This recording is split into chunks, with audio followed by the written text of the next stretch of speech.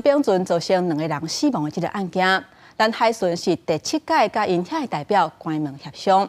不过，中国海警却阁宣布讲，要伫咧金门海峡附近加强巡查，就叫外界认为讲，安尼是要过来压台湾。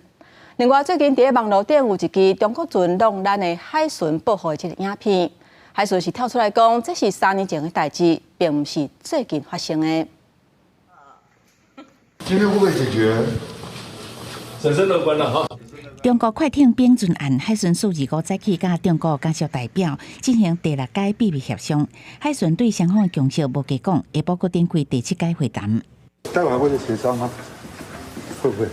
我们继续努力哈。因为丙船案伫双两岸关系紧张，国民党立委陈玉珍建议会当透过公益组织来沟通。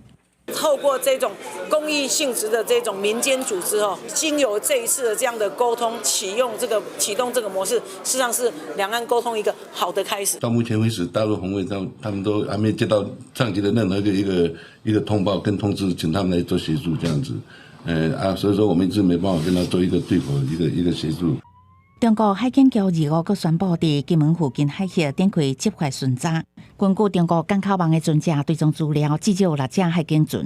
根据中国海警局相片显示，派出来的其中一只编号2202的海警舰艇，本来是强军的飞弹护卫舰，也互人解读是伫宣示管理权，加强对待施压。最近网络嘛流传影片，讲中国10只渔船冲撞咱方的海巡船报复。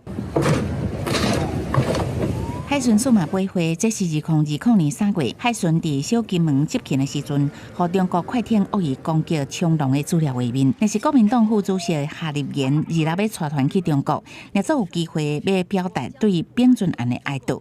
对这件代志，陆委会是建议应该向中国表态，案件已经进入司法程序，尊重台湾司法体制，听候调查完成，就会公布事实的真相。记者综合报道。